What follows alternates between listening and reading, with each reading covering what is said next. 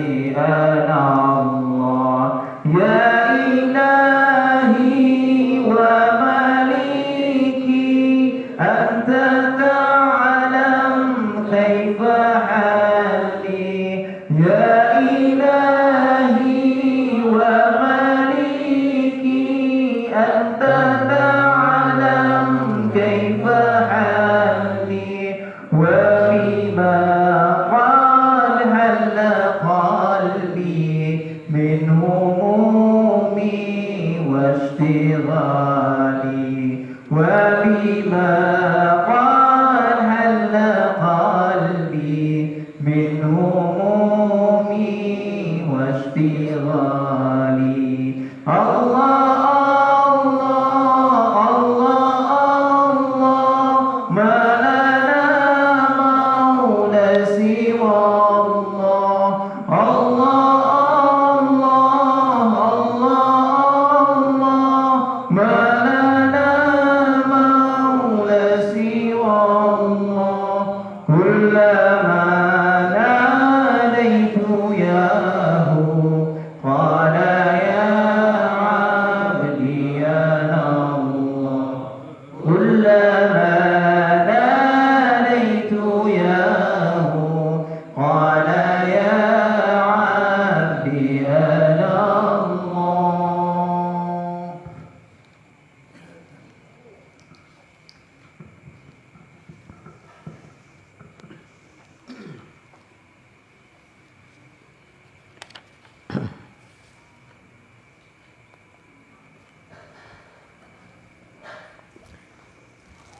Al-babus sani, bab yang kedua, fi qawaid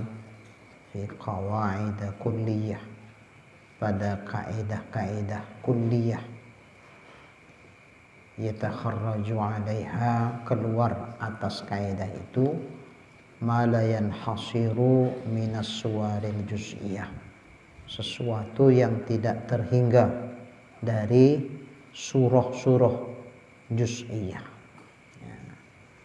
Wahya arba'una qaidah, yaitu ada 4 kaidah keluar dari kaidah kulliyah ini. 40 kaidah ini, yang pertama al-qaidatul ula, kaidah yang pertama al-ijtihad la yanqudu bil ijtihad. Ijtihad itu tidak dia batal dengan datangnya ijtihad yang baru. Kenapa? Karena ijtihad yang pertama sifatnya zonni, bukan qat'i. Kalau qat'i itu qat'ius subut, qat'i itu enggak ada beda pendapat di situ. Sifatnya zonni. Contoh misalnya zonni dan qat'i itu begini.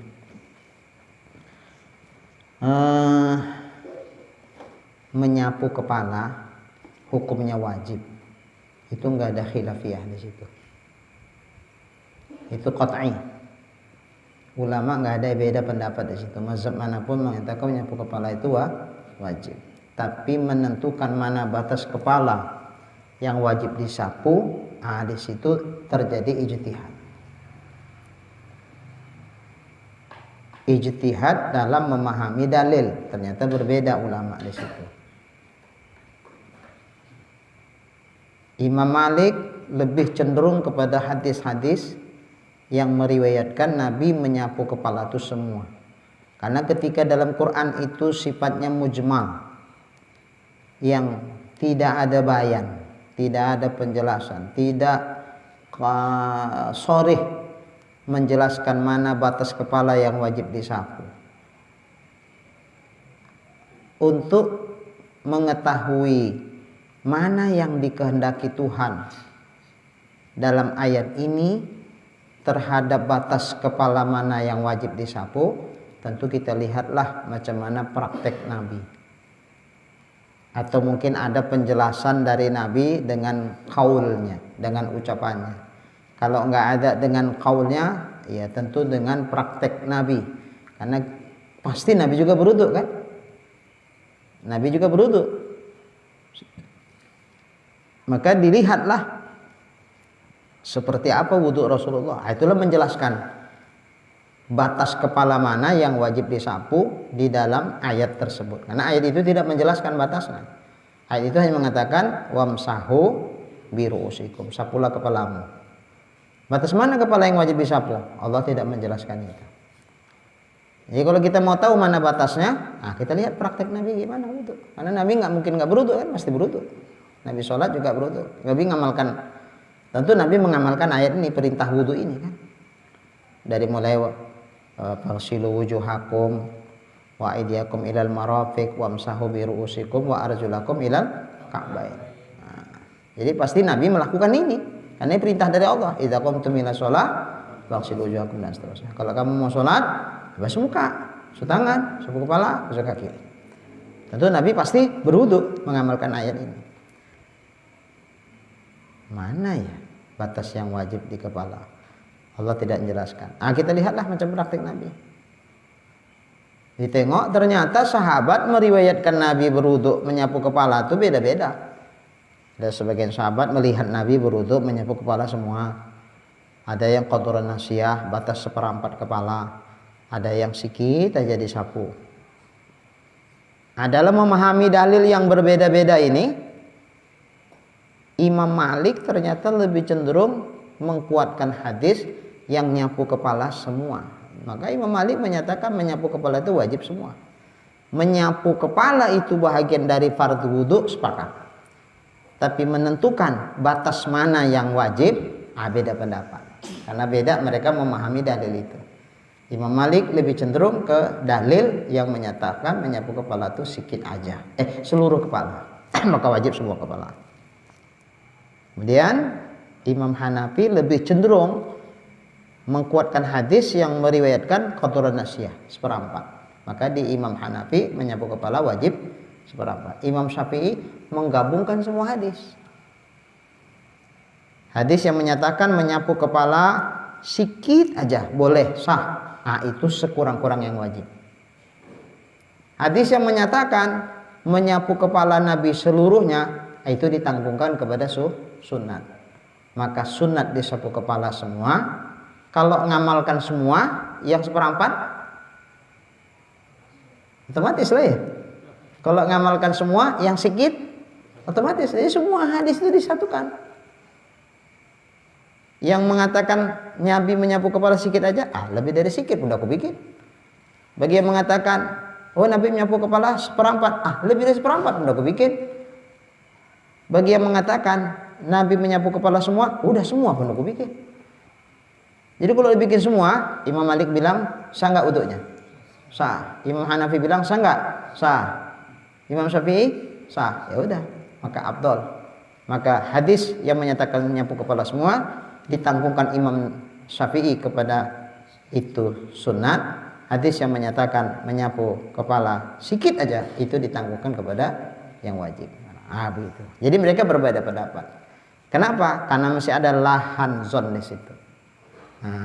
Ada tempat zon. Makanya ijtihad itu dasar hukumnya tentu zon. Kalau zon tidak bisa dibatalkan dengan zon. Zon tak bisa dibatalkan dengan zon. Makanya misalnya tentang menentukan arah kiblat. Semula dengan pengetahuan yang ada, akhirnya kita zon, arah kiblat itu sana, bayang ke situ. Ini sholat subuh, ketika zuhur dari tanda-tanda yang ada kayaknya nggak ke situ ini, kayaknya di sini nih kiblat. Udah bikin, diamalkan zon yang kedua, tapi tidak membatalkan zon yang pertama. Nggak wajib diqodho itu. Yang sholat subuh itu nggak wajib diqodho. Kenapa? Karena itu dasarnya juga zon. Zuhur juga dasarnya zon. Maka zon tak bisa membatalkan zon karena setingkat dia. Beda kalau yang subuh itu zonnya salah. Yakin ketika zuhur ini kiblat tuh, bukan itu, salah. Pasti salahnya, pasti. Kalau ini pula pakai kaidah yang lain. La ibrata bizanni albayyin khat'uh. Nah, tidak bisa diberlakukan zon itu apabila belakangan ketahuan dipastikan zonnya itu salah. Karena gelap masih subuh tuh kan, awak pikir inilah dia. Bayang, tahu belakangan salah, pasti salahnya. Pasti ya, kalau pasti salah zonnya, ya itu wajib didulang semuanya. Enggak masuk dalam kaidah al-ijtihad la yanqadu bil ijtihad. Kalau ijtihad sama ijtihad itu sama-sama zon. Kalau ini semula zonnya begitu, rupanya salah. Kalau ini zonnya nggak salah. Nah, zon yang pertama tidak salah, cuman berubah. Nah, kalau itu zon yang pertama subuh pasti salah. Nah, kalau itu wajib dikodok karena salah zonnya.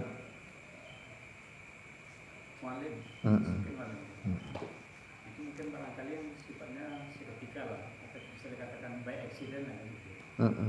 Tapi yang sifatnya agak mungkin lama permanen, problema yang kita rasakan hari ini kan masjid itu kan arah kiblat ya kan.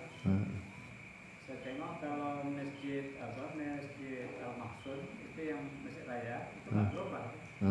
Sementara masjid-masjid yang lain ada yang mengapakan motong tikarnya kan gitu. Iya. Nah, apakah ini tidak termasuk kepada kaidah ini yang bukan ijtihad? Sementara sekarang muncul ijtihad yang baru kan? Jadi mengamalkan ini masuk dalam kaidah ini atau kalau masuk dalam kaidah ini berarti kita harus berubah kan itu ya? Harus berubah. Sementara masjid raya tidak berubah. Iya. Bagaimana? Kalau zon yang pertama itu dengan zon yang kedua tingkatannya sama-sama zonnya, tentu nggak harus kita rubah. Begini, karena nanti kalau kita rubah bisa saja 5 tahun ke depan dengan alat yang katanya lebih canggih, kayaknya salah masih yang kita bikin. Zon yang pertama beda lagi sama zon yang berikutnya, tukar lagi sampai kapan? Jadi makanya sebetulnya begini, apa yang sudah dibikin dengan hasil ijtihad, tapi jangan asal-asalan ya. Ketika mau bikin masjid, nentukan kiblatnya itu jangan asal-asalan. Memang sudah berdasarkan kaedah-kaedah yang cukup kuat waktu itu. Patokkan, ini kiblat. Ketika misalnya ada alat yang lebih canggih lagi, ini nggak usah diganggu-ganggu. Alat yang lebih canggih itu dipakai untuk membuat masjid yang baru, insya Allah nggak recok itu. Tapi kalau masjid yang ada ini mau dirubah-rubah, ini yang ribut. Kata sebagian, apalah rubah. Kata sebagian, iya ini berdasarkan alat yang lebih canggih, ini kemerengannya kurang. Makanya kadang-kadang terakhir masjidnya nggak tentu-tentu lagi. Merengnya jauh kali pula, soal kemari. Tapi herannya ada satu salah saya sembahyang di satu masjid, untuk makmumnya dimerengkan luar biasa. Ketika imamnya sedikit aja, ya beda pula imamnya sama jamaahnya. Imamnya agak lebih sedikit ke lurus kayak biasa. Sementara makmumnya merengnya mereng kali gitu. Jadi ini bikin ribut sebetulnya. Maka almarhum Ustaz Maksud dulu marah kali dia. Kalau yang ada itu udah, jangan lagi diukur-ukur. Marah dia. Kenapa? Bikin ribut. Memang dulu waktu menentukan masjid ini asal-asalan apa sudah diperhitungkan masa-masa? Udah Ustaz, ya udahlah. Toh itu ijtihad. Ini juga kan ijtihad. Ijtihad sama ijtihad nggak harus dibatalkan ijtihad yang lama. Tapi kalau mau pakai yang kita bilanglah misalnya bangun masjid, tentu diperkirakan ini lebih akurat misalnya, pakai itu lagi. Tapi yang lama itu jangan batalkan. Bayangkan masjid-masjid tua-tua kita dulu, para ulama-ulama dulu yang tua-tua pun ke situnya menghadap. Makanya masjid raya kenapa? Kok nggak dirubah? Syekh Hasan Maksum tuh main di situ. Kalau kita robah, salah lah kiblat dia. Berani menyalahkan Syekh Hasan Maksum. Makanya tak usah dirubah yang ada. Tapi kalau mau bikin masjid yang baru nggak apa-apa. Inilah standar ukuran yang baru ini. Nah, kayaknya kalau itu lebih apa ya? Lebih mudah orang nerimanya daripada setiap masjid tengok salah nih Pak, tukar masjid sana, tukar Pak, iya awak menghakimi masjid orang terakhir. Nggak usah. Jadi bikin ribut lah itu, bikin ribut. Tapi kalau misalnya lah kita di rumah kita kan kayaknya nggak pala kali ukurannya mana timur, mana barat sana dah gitu. Agak setengah kesannya nggak pala kali dengan nazar, dengan penelitian yang betul-betul gitu. Ternyata belakangan oh iya kalau itu kita tukar lah. Nah, karena bukan standar, kita bikin kan berdasarkan perkiraan zon yang sifatnya sederhana, nggak pakai alat yang memadai gitu. Sementara kalau untuk ukuran namanya masjid, apalagi masjidnya sudah masjid besar, kayaknya haruslah kita panggil lah. Kalau kita nggak ahli, kita panggil yang ahli. Bikin mana apanya peletakannya. Oh ini udah. Mungkin 15 tahun yang akan datang ada sedikit perubahan misalnya. Apa kita rubah lagi? Kalau kita rubah lagi percuma lah. Dulu yang sudah berusaha maksimal untuk menentukan mana kiblat itu kan. Jadi nggak usah dirubah yang ada. Tapi ketika mau bikin yang baru, misalnya oke, nggak apa-apa, kita bikin pakai alat yang diperkirakan dia lebih canggih. Nomor 1 di bawah. Al-ijtihad indal usuliyin, ijtihad menurut ulama usul. Usul di sini usul fikih ya. Istifragul mujtahidi wus'ahu lil wusuli ila hukmin syar'iyyin. Menghabiskan orang yang mujtahid, menghabiskan orang yang berijtihad itu akan usahanya. Segala potensi kemampuan yang ada pada dia dihabiskannya lah semua, digunakan semua itu. Untuk apa? Lil wusul, untuk sampai ila hukmi syar'iyyin, kepada hukum syarak. Ada kalanya hukum syaraknya itu sudah dijelaskan Allah, kalau itu nggak perlu lagi kita ijtihad. Ngapain ijtihad? Orang udah jelas. Ya ayyuhalladzina amanu kutiba alaikumussyam. Hai orang yang beriman, diwajibkan atas kamu berpuasa. Perlu istilah lagi, cobalah. Cari teliti lagi dalil-dalil. Memang wajib apa enggak puasa itu? Buang energi itu apa ya? Perlu dihabiskan ijtihad. Itu bukan lahan ijtihad itu. Itu sudah qat'i. Dalilnya qat'i. Dilalahnya pun udah qat'i. Ada nanti dalilnya qat'ius subut, tapi dilalahnya zonni. Macam tadi lah ya tadi. Bahwa dalil menyapu kepala itu qat'i. Qat'ius subut. Pasti kebenarannya. Dalilnya ya. Kenapa? Karena Quran tidak diragukan lagi kebenarannya. Maka dalil wajib menyapu kepala qat'i subut. Apa itu? Nas Quran. Kalau hadis mutawatir. Qat'i subut. Kalau hadis ahad itu masih zon. Dari min jihati dalilnya. Ada dari istidlalnya. Dilalah ayat ini wamsahu bi ru'usikum, tunjukkan ayat ini menyatakan batas kepala mana yang wajib, itu zonni. Lahan tempat ulama berijtihad di situ. Jadi dilalah ayat ini, tunjukkan ayat ini kemana arahannya, patokannya itu zonni. Tapi subutnya, ketetapan bahwa ini hukumnya wajib dengan dasar ayat ini, dalilnya qat'i. Dalilnya Quran qat'i.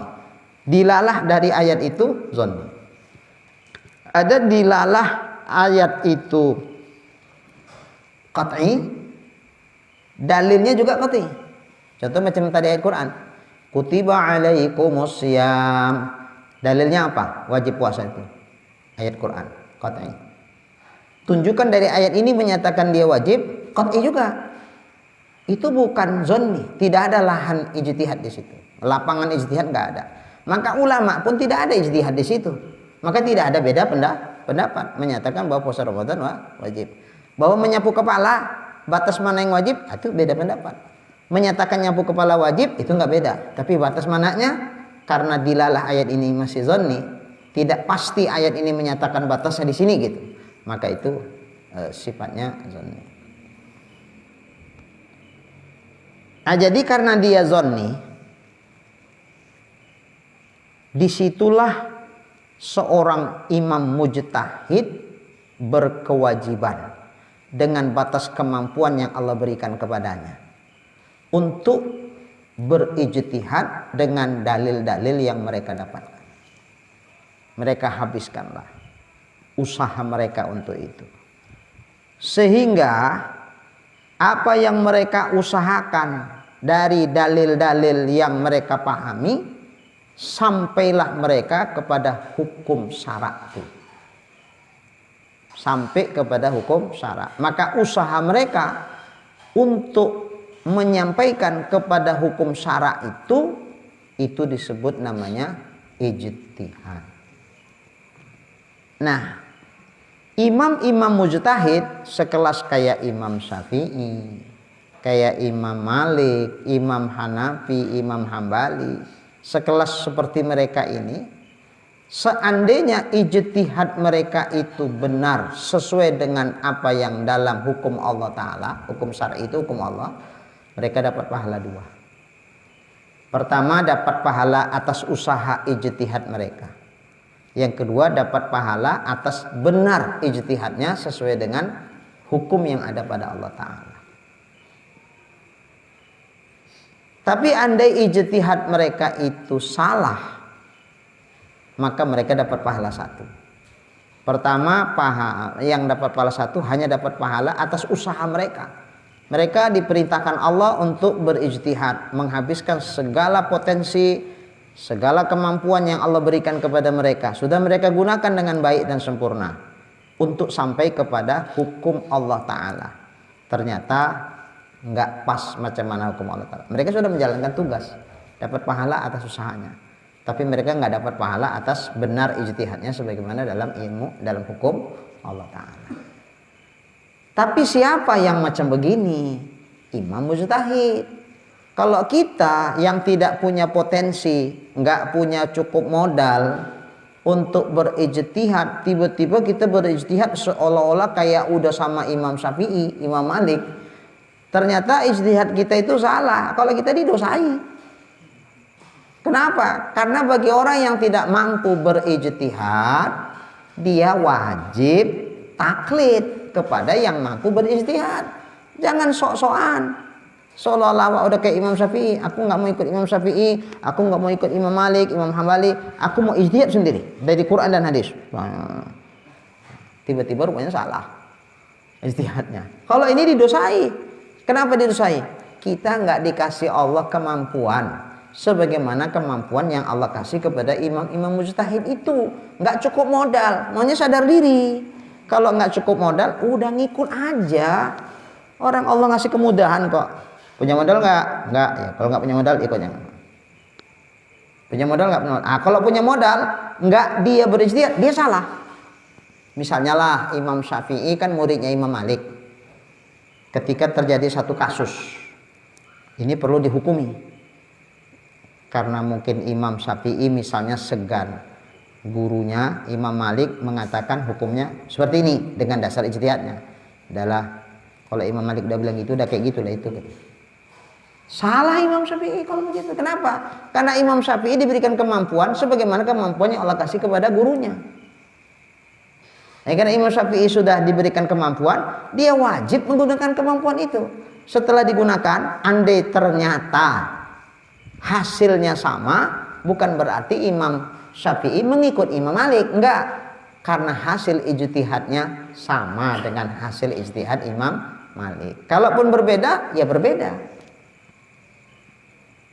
Udah sama, selevel. Lah kalau kita bilang, aku nggak mau ikut Imam Syafi'i, cuman ijtihadku sama kayak ijtihad Imam Syafi'i. Nyadar diri kenapa sih? Apakah kita punya kemampuan seperti kemampuan Imam Syafi'i? Aku nggak ikut Imam Syafi'i ya dalam hal ini. Cuman setelah kuteliti dalil-dalil yang ada, pendapatku dengan pendapat Imam Syafi'i sama. Oh, berarti seleting deh Imam Syafi'i. Iya. Ini terkait istihad ini dalam masalah zakat fitrah. Imam Syafi'i kan putul balad ya. Sementara kalau Hanafiyah itu bisa qimah ya, dengan qimah. Iya. Kita kaitkan dengan qimah ini. Kita ini kan mayoritas mazhab Syafi'i. Mazhab Syafi'i itu tidak ada dengan qimah. Pun kan itu dia. Iya. Cuma kadang-kadang dari rumah dia bawa duit. Bawa duit. Belinya harga 2 kilo 7 on itu. Itu masih lumayan, bukan beli pakai uang tapi dihargakan seharga 2 kilo 7 on. Duit seukuran 2 kilo 7 on itu yang diserahkan. Iya. Bukan beli beras dia ya, yang disiapkan panitia bukan. Iya. Sementara yang pakai qimah itu kan Hanafiyah. Iya. Sok Hanafiyah itu kalau nggak silap saya 3 kilo 8 on. Iya, 3,8. Jadi cemana itu? Iya, ya itu. Kalau para ulama itu kan menyebutkan begini, tidak dibolehkan talfik. Talfik itu mencampurkan dua mazhab dalam satu qadiyah, dalam satu masalah. Masalahnya apa? Masalah zakat fitrah. Kan satu. Di situ jangan dicampurkan dua mazhab. Mazhab Syafi'i dan mazhab Hanafi. Mazhab Syafi'i nggak boleh pakai qimah, pakai harga. Mesti qut biladi, makanan pokok yang ada di wilayah itu. Kita beras ya pakai beras. Sementara mazhab Hanafi, kalau mazhab Syafi'i, beras yang dihitung takarannya berapa? Satu soknya sama. Imam Hanafi pun tetap satu sok juga. Kita mazhab Syafi'i pun satu sok, karena hadisnya jelas satu sok. Menyatakan soknya itu jelas. Cuman memindahkan, sok itu kan takaran. Memindahkan dari takaran ke timbangan, kilo itu kan timbangan, ternyata terjadi perbedaan. Kalau mazhab Hanafi 3,8, di kita 2,7, walaupun ada juga yang 2,5, ada yang malah menggenapkan 3 kilo misalnya. Tapi yang pasti nggak nyampe 3,8. Karena kalau Hanafi sampai 3,8. Oke. Jadi kalau dia mau berzakat, nggak mau pakai beras lah, keter repot, pakai duit aja. Dah. Kenapa Bapak pakai duit? Aku ikut mazhab Hanafi, boleh pakai duit kok. Kemudian kalau pakai duit Pak 3,8 lah. Orang Hanafi kan 3,8. Enggak, aku 2,7. Loh kok 2,7? Aku ikut Syafi'i. Kan berarti menghimpun dua mazhab kan dalam satu qadiyah. Qadiyahnya apa? Zakat fitrah. Nah ini enggak dibolehkan. Itu namanya talfik yang tak dibenarkan. Sama kayak misalnya wudu. Waktu berwudu sapunya kepalanya sikit. Kok sikit Pak? Syafi'i. Gitu kesenggol sama perempuan, nggak mau dia berwudu lagi. Lanjut aja. Loh Pak, udah batal wudu Bapak? Enggak. Kenapa nggak batal? Aku ikut Maliki. Maliki nggak batal kok kesentuhan sama perempuan. Loh. Kasusnya sama-sama masalah wudu. Tapi di dalam masalah wudu itu dari bab fardunya dia ikut mazhab Syafi'i, dari membatalkannya ikut mazhab Maliki. Nggak bisa. Ini berarti menghimpun, mencampurkan dua mazhab dalam satu masalah. Ini masalah wudu. Nah, kira-kira di zakat fitrah pun ya seperti itu. Jadi kalau mau Syafi'i ya Syafi'i, kalau mau Hanafi ya Hanafi. Mau Syafi'i jangan pakai duit. Cuman takaran 2,7 boleh. Apa masyarakat? Begini Pak,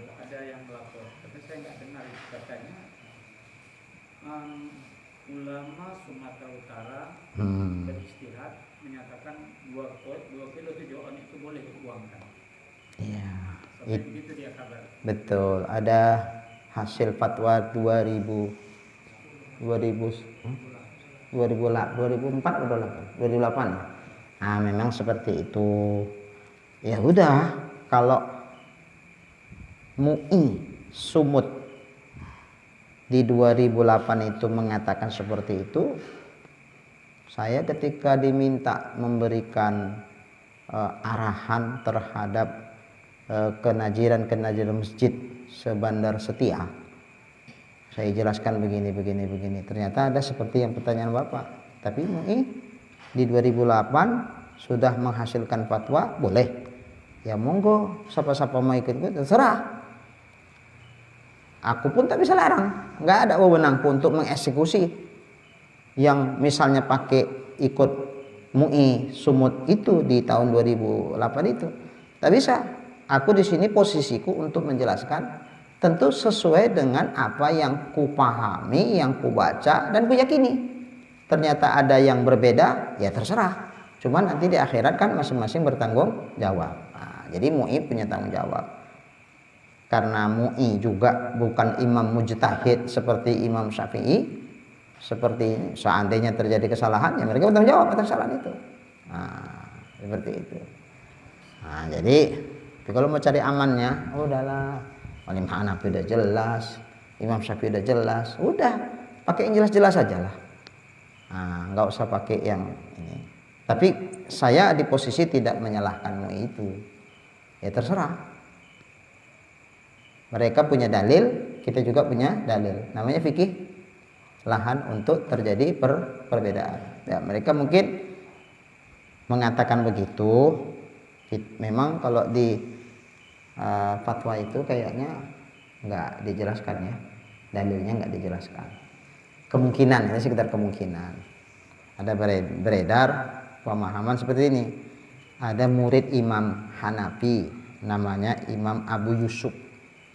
Imam Abu Yusuf walaupun dia mazhabnya Hanafi, dalam hal takarannya, dalam hal memindahkan satu soknya itu lebih cenderung ke Syafi'i 2,7. Jadi akhirnya mungkin biar ini kadang-kadang kan begini, supaya masyarakat ini jadi mudah, nggak usah sulit-sulit. Nah udahlah, apalagi orang tua kan ada juga butuh duitnya, udah pakai ini aja. Misalnya kita nggak tahu persis apa dalilnya ya, tapi umpama itu dalilnya. Nah kalau itu dalilnya, nggak bisa juga kita menyatakan ini sebagai mazhab Hanafi, nggak bisa. Kenapa? Karena Imam Abu Yusuf itu pendapat pribadi, tidak bisa mewakili pendapat imamnya. Nah, Ustadz Mas'ud waktu masih hidup dulu mengatakan itu. Ya kalau mau ikut itu ya berarti kita taklid kepada Imam Abu Yusuf, bukan taklid kepada Imam Hanafi, gurunya. Karena kalau gurunya 3,8. Tapi muridnya mengatakan 2,7. Berarti dia ikut Abu Yusuf.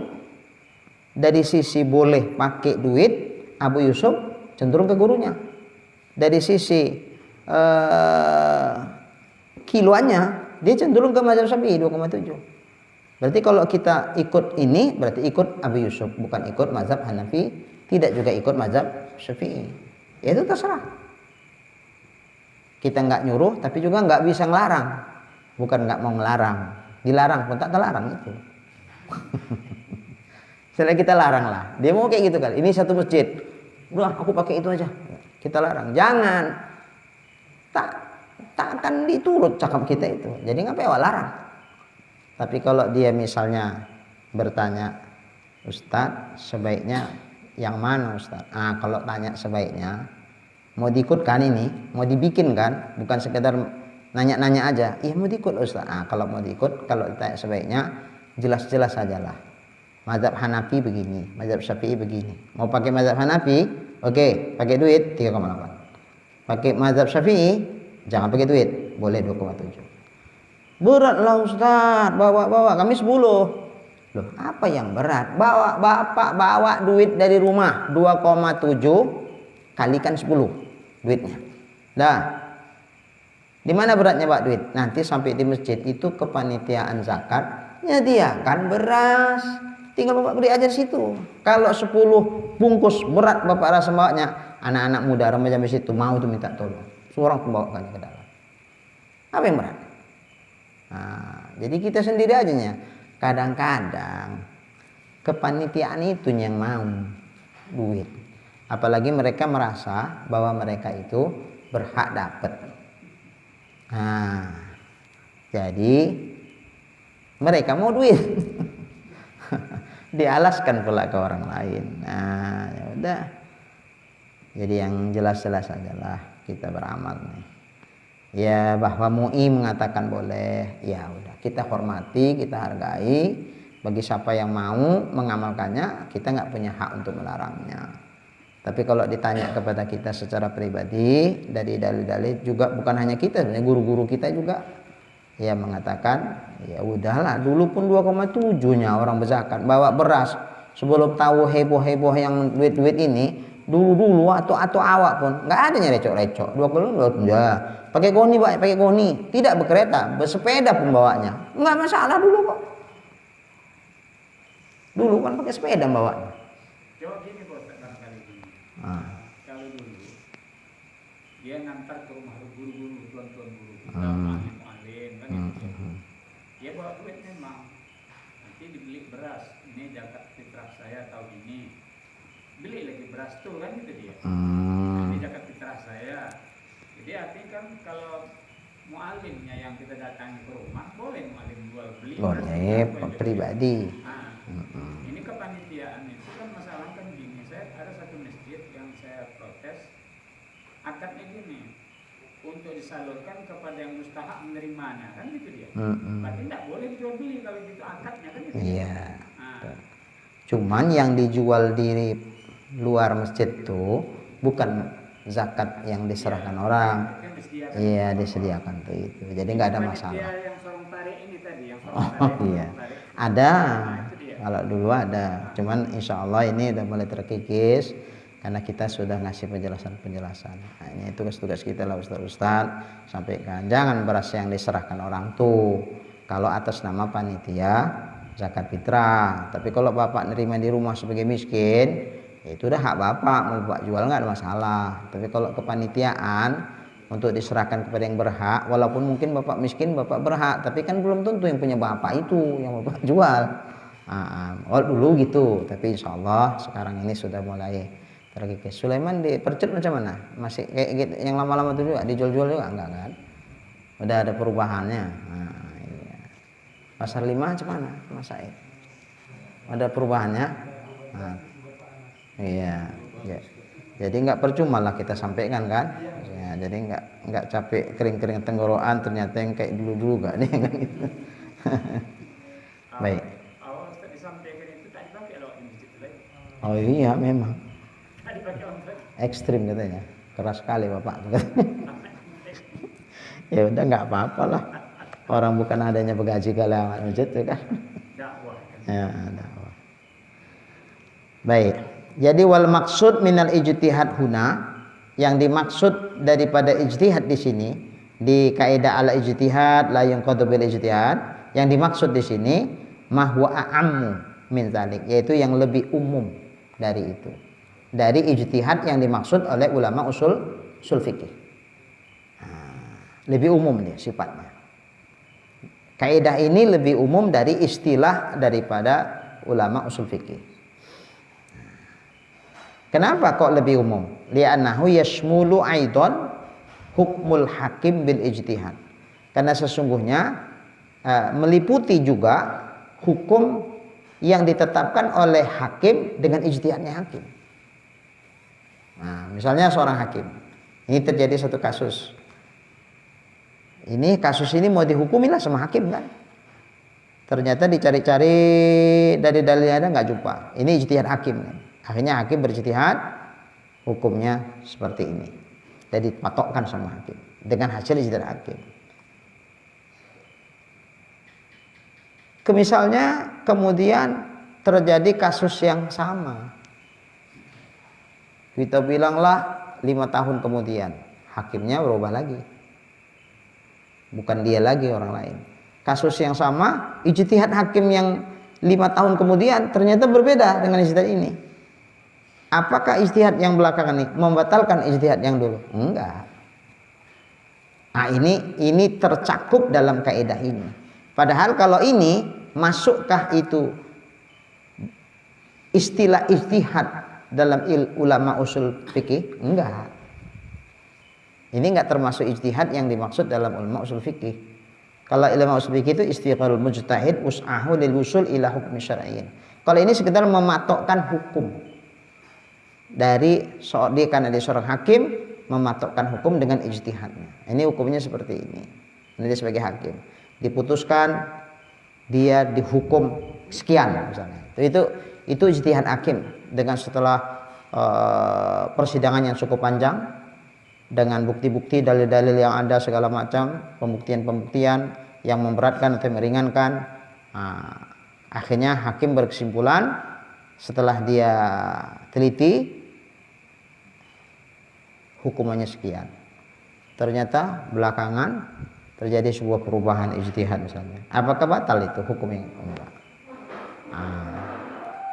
Walaupun itu tidak ijtihad yang dimaksud dalam ilmu usul fikih atau ulama-ulama usul. Walladzi yazidu alaihi bikaunihi insya'an mulzaman, dan yang menambah atasnya dengan keberadaan dia insya, kejadian yang mulzam, yang terus menerus. Nah, terjadi sebuah perubahan-perubahan. Kemudian summa ini qala syekhuna Jadur Rabb, berkatalah syekh kami yang bernama Jadur Rabb, makna hadhil qaidah, makna dari kaidah ini, annahu sesungguhnya ya idza wujida ijtihadun, apabila didapati satu ijtihad, summa taghayyara hadzal ijtihad bi ijtihadin akhar, kemudian berubah ijtihad ini dengan datangnya ijtihad yang lain, yang kedua lah kita bilang. Fal ijtihadus sani, maka ijtihad yang kedua la yubtilul ijtihadal awwala, tidak membatalkan ijtihad yang pertama. Ijtihad yang baru yang kedua tidak membatalkan ijtihad yang lama. Nah, berarti yang lama tetap sah, yang baru juga boleh diamalkan. Nah, walakin yu'malu bisani fil mustaqbal, akan tetapi diamalkan dengan ijtihad yang kedua ini pada kasus-kasus yang akan datang, bukan yang lama. Kalau yang lama udahlah, jangan diganggu gugat lagi. Tapi untuk yang akan datang, andai terjadi kasus seperti ini, ya ijtihad yang kedua itu yang dipakai. Nah, macam tadilah, menentukan apa tadi, yang sudah ditentukan kiblat yang dulu itu jangan ganggu gugat lagi. Tapi ketika kita mau membuat masjid yang baru, yang mana kita amalkan? Ya tentu yang ini, yang ijtihad kedua ini. Sama-sama zonni ya, Sama-sama zonni. Jadi nggak bisa itu dibatalkan. Iya. Ini juga kasus ya, masalah kiblat ini di Perumnas ada putus. Iya. Nah, ijtihad yang kedua itulah terakhir jadi begado. Iya. Tentu. Betul. Di Bandar Setia ustadz sama ustadz lain bukan? Dipanggillah ustadz ini Lahmuddin, waktu itu kan sebagai ketua MUI untuk Sumatera Utara, dipanggil nengahnya, ternyata datang beliau pun nggak selesai juga. Nggak selesai juga, artinya masih ribut juga orang itu. Yang ribut ustadz sama ustadz, terakhir jamaahnya bingung yang mana ini. Ya udah. Baik. Ya. Jadi kalau misalnya dia ada yang mengatakan istilahnya Arab Saudi atau Makkah itu bergeser karena bumi ini lempeng-lempengannya bergeser gitu. Kalau dilihat nampaknya mungkin Makkah itu ke kanan, Indonesia mungkin ke kiri gitu kan. Jadi kalau memang penelitian itu memang betul gitu, berdasarkan ilmu teknologi yang ternyata memang betul bergeser gitu, nggak bisa diikut yang kedua gitu. Ya itu tadi, untuk membuat yang lama, masjid yang lama udah tak usah lagi diributkan. Nah, untuk yang baru ini nggak apa-apa pakai itu. Karena kalau nanti kita berapa banyak, macam mana gesernya, lempengnya itu berapa, yang tentang mana yang bergeser lempengnya, karena bumi ini kan luas. Nah, mungkin di wilayah kita gesernya sekian, di wilayah yang lain mungkin sekian. Nah, kita juga gesernya macam mana nih gesernya, sekian. Nah, apakah sama? Toh semua juga kan hasil ijtihad juga terakhir. Nah, namanya ilmu manusia. Nah, tentu dengan dasar-dasar alat yang canggih pun kan alat canggih itu yang menciptakan manusia juga hasil ijtihad. Ini kadang beda-beda itu. Ada satu masjid setahun itu 4 kali ganti kiblat. Nanti beribut itu. Jadi yang pertama yang lama, yang kedua belakangan ada yang pakai kompas biasa. Belakangan ada lagi yang di handphone yang Muslim Korea itu, aplikasi lain lagi. Nggak lama di TV One katanya matahari pas sekarang di atas kiblat, naik lagi 4 kali malah.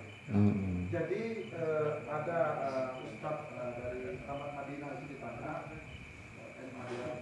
yang mana diikuti, ikuti yang lama, ikuti yang lama. Karena ini dulu ditanya apakah ini dulu pakai kompas akurat, semua akurat dan ada surat-suratnya bahwasannya itu. Jadi Ustaz itu berfatwa bahwa ini ikut yang lama.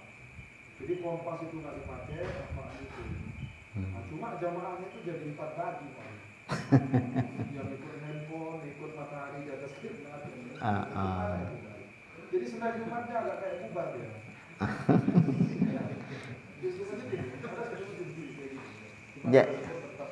Iya. Jadi kalau begitu nggak bisa lah orang itu berjamaah. Menurut yang ini salah kiblat kau. Yang ini kau yang salah, kan aku salah. Jadi seandainya kita tersesat di hutan, kompas nggak bawa, tengok matahari agak mendung, kita 4 orang nih, masing-masing nggak boleh ikut karena kapasitas masing-masing sama. Kalau dia bisa berijtihad, ini juga bisa, ini juga bisa, ini juga bisa. Gunakan masing-masing lah, sesuai dengan penelitian mereka. Kayaknya menurut aku sana tuh kiblat tuh. Sana, iya, sana. Kita yang satu lagi, salah kan itu, ini. Enggak, sana, sini.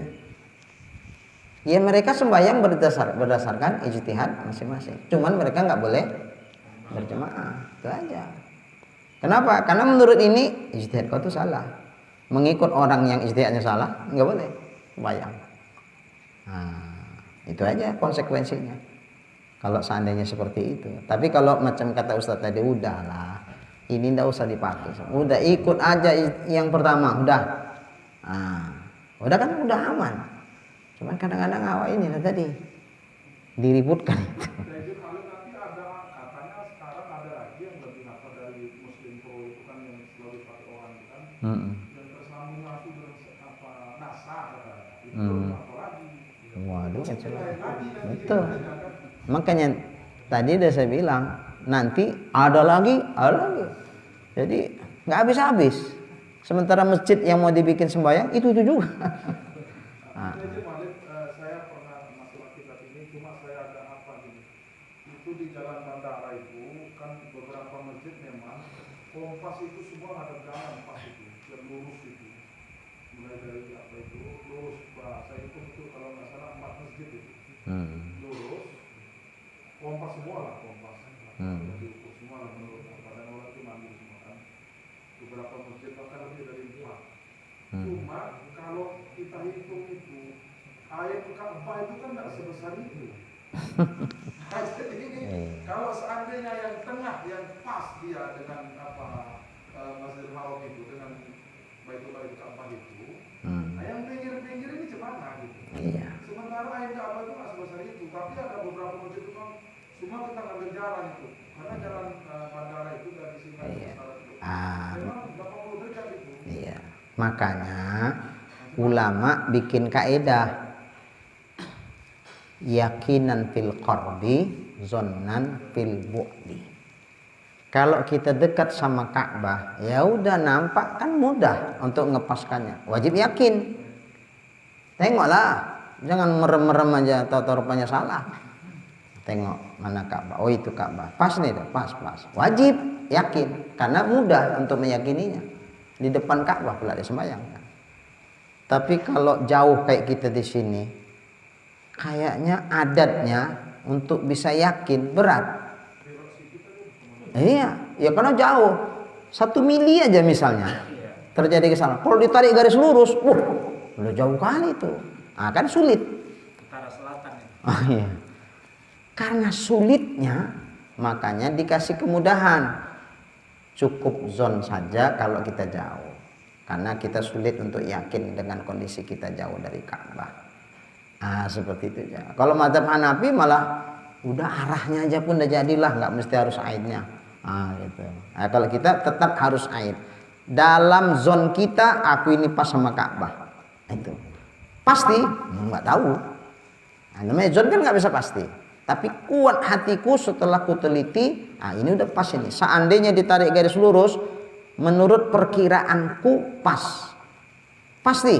Ya enggak lah, pastikannya kalau aku dekat. Karena aku jauh nggak bisa aku pastikan. Nah, pasti itulah yakin. Nah, perkiraan itulah zon. Nah, kuat perkiraanku pas. Ya ini sudah satu kemudahan sebetulnya. Jadi karena dari jauh itu cukup zon aja. Ya udah kalau zon ngapain dipersoalkan lagi? Toh yang baru ya zon, yang lama juga ya zon. Ngapain juga diributkan zon yang lama sehingga harus dirubah-rubah. Nanti asih bolak-balik dirubah, itu tadi. Sekarang aja udah 4. Nanti 50 tahun yang akan datang bisa 10 itu. Jadi udah. Baiklah. Wa yasihu ma fa'alahu bil ijtihadil awal. Dan sah. Enggak usah dirubah-rubah lagi. Apa yang sudah dilakukannya dengan ijtihad yang pertama. Yang sudah diijtihadkan yang pertama, udah itu yang sudah dilakukan udah sah itu. Enggak usah diganggu gugat lagi. Ibarat sembahyang udah sah, enggak usah dikodok-kodok. Tapi menurut ijtihad kedua ini salah kiblatnya. Salah menurut ijtihad kedua. Kan zon juga. Jadi zon sama zon pertama tak bisa dibatalkan dengan zon yang kedua. Jadi enggak harus kita ulang sembahyang yang berdasarkan zon yang pertama. Dan enggak usah dirubah-rubah. Wa tabri'u bihi zimmatuh, dan telah selesai dengan dia zimmahnya. Zimmah itu tanggungannya. Artinya sudah terbayar lah. Ibarat sholat ya udah enggak wajib diulang-ulangi lagi sembahyang. Wa innama yataghayyarul hukmu fil mustaqbal. Hanya saja terjadi perubahan hukum untuk yang akan datang. Kasus ke depan ya udah pakai ijtihad yang kedua. Tapi yang lama tuh enggak usah digugat-gugat lagi, enggak usah direcok-recokin lagi. Nazran ilan tifa'it tarjih, memandang kepada ternapinya daripada tarjih. Coba kita tengok yang kedua. Muzakiratul qawaidil fiqhiyah di Syekhina Al-Allamah Ajadur Rabb Al-Misri. Nah, ini sebagai muzakarah daripada kaidah yang fikih bagi syekh kita, guru kita Al-Allamah Ajadur Rabb Al-Misri. Ini dalam kitab itu disebutkan begitu. Al-aslu fi dzalik jam 11 ya. Oh, seginilah dulu. Insyaallah akan datang al-aslu fi dzalik lima sahabah. Ini ada yang tanya dari Facebook. Jadi dia bertanya gini kan. Dia sholat di masjid gitu kan. Sejadahnya sudah dirubah gitu, merengkan gitu kan. Jadi dia mau sholat, katanya dia nengok kompas gitu. Ternyata masjidnya itu udah benar kiblatnya. Jadi dia mau sholat ngikut yang mana gitu. Menurut Kompas tadi Sudah benar sudah yang benar, lama. yang lama.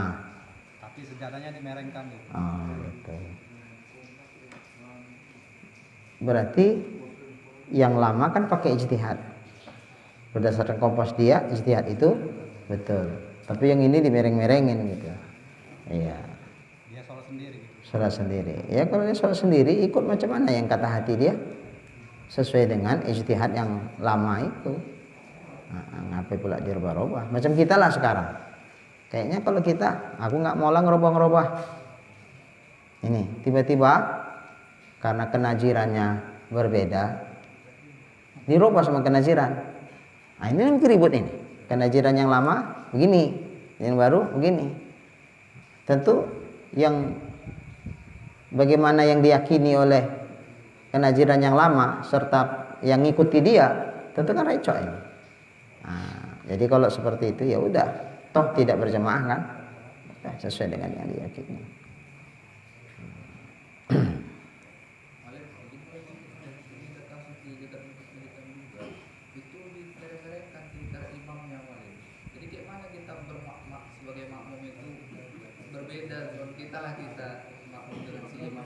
Iya balik macam tadi. Kalau berbeda ijtihad, tidak boleh saling berjamaah.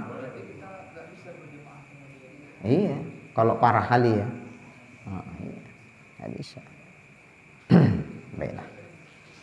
Bismillahirrahmanirrahim. Alhamdulillahirabbil alamin wassalatu wassalamu ala asrofil anbiya'i wal mursalin wa ala alihi wa sahbihi ajma'in. Allahumma rizukna imanan kamila wa yaqinan sadiqa wa qalban khashi'a wa ilman nafi'a wa amalan maqbula wa taubatan nasuha wa husnal khatimah.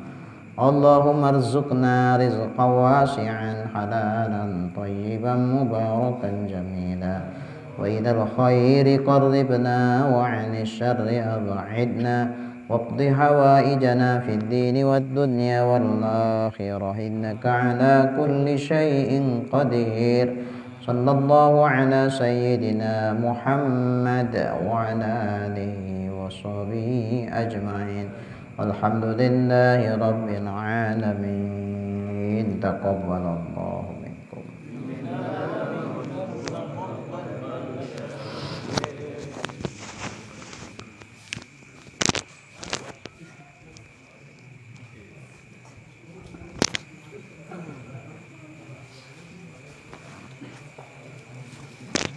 اللهم صل على سيدنا محمد صلى عليك الله يا عدناني يا مصطفى يا صفوة رحماني الحمد لله الذي أعطاني هذا الغلام الطيب الأرداني هذا الغلام الطيب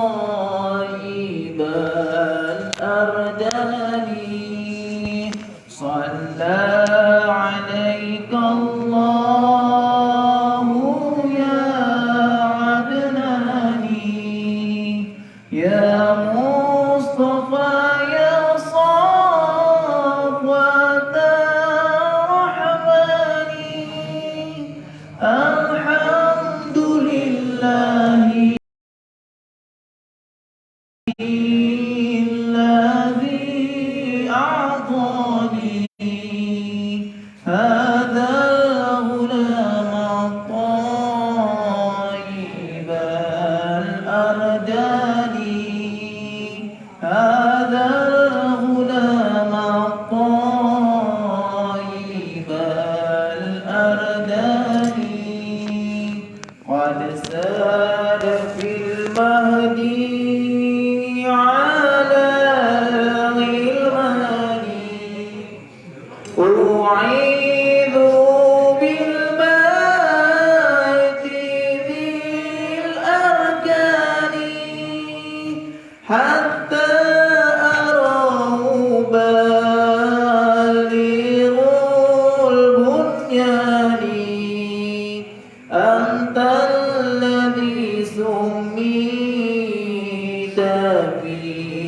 القرآن أنت الذي سميت بالقرآن صلى عليك الله يا عدناني يا مصطفى يا صفوة الرحمن الحمد لله الذي أعطاني هذا الغلام الطيب الأرداني هذا الغلام الطيب الأرداني أحمد مكتوب على الجنان صلى عليك الله في الأحيان أحمده في السير والعلان حقا على الإسلام والإيمان حقا على الإسلام والإيمان اللهم صل على سيدنا محمد.